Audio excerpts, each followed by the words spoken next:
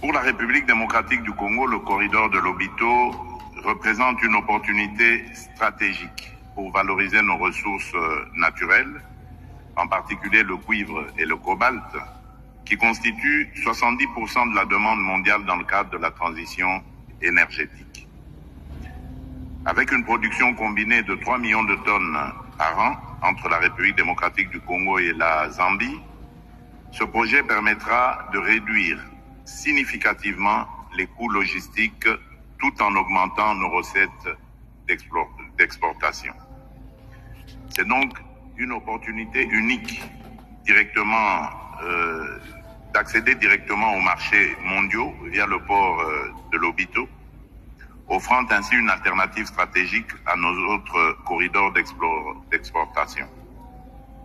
Avec ces 1739 km de voies ferrées reliées aux réseaux routiers et ferroviaires régionaux, il jouera un rôle clé dans l'intégration régionale et continentale.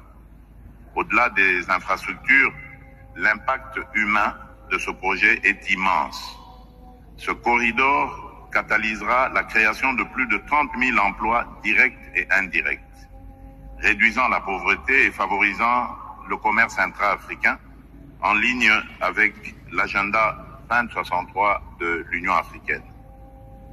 Le temps de transit des marchandises, actuellement de plus de 30 jours, sera réduit à moins de 10 jours, augmentant ainsi notre compétitivité sur les marchés internationaux.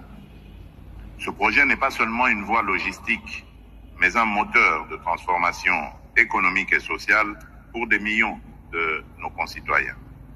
Et la République démocratique du Congo est pleinement engagée dans ce projet. Moderniser nos infrastructures ferroviaires, portuaires et routières. Ces efforts visent à établir des connexions fluides et stratégiques entre nos principaux sites miniers tels que Kolwezi et Likasi et les terminaux ferroviaires du corridor. Parallèlement, nous avons placé la transformation locale de nos ressources naturelles au cœur de notre stratégie économique. Il est impératif que les richesses de notre sol contribuent directement au bien-être de nos populations. Cela passe par le développement de chaînes de valeur industrielles locales, ajoutant une valeur significative avant toute exportation. Dans cette dynamique, le projet INGA 3 ainsi que d'autres initiatives en énergie renouvelable sont essentielles pour fournir une alimentation énergétique fiable, durable et adaptée aux exigences de notre industrie en pleine expansion. Ces efforts contribueront à rendre nos investissements plus compétitifs tout en respectant nos engagements environnementaux. Par ailleurs, nous continuons à renforcer le cadre institutionnel et juridique pour encourager les investissements privés et garantir une gestion transparente et responsable de nos ressources. La transparence et la bonne gouvernance restent des priorités absolues pour instaurer un climat de confiance et favoriser des partenariats gagnant-gagnant. Toutefois, pour libérer pleinement le potentiel du corridor de Lobito, la paix et la sécurité dans toute la région restent primordiales. Nous saluons le rôle déterminant de l'Angola dans le processus de Luanda et réaffirmons notre engagement à travailler au retour définitif de la paix à l'est de notre pays. La sécurité constitue en effet la pierre angulaire de tout développement durable. Distingués invités, mesdames et messieurs, je tiens à exprimer ma profonde gratitude envers nos partenaires internationaux, notamment les États-Unis d'Amérique, pour leur appui technique et financier à travers des initiatives stratégiques telles que Power. Ce soutien témoigne de l'importance géostratégique du corridor de Lobito dans les chaînes d'approvisionnement mondiales et son potentiel en tant que catalyseur de développement.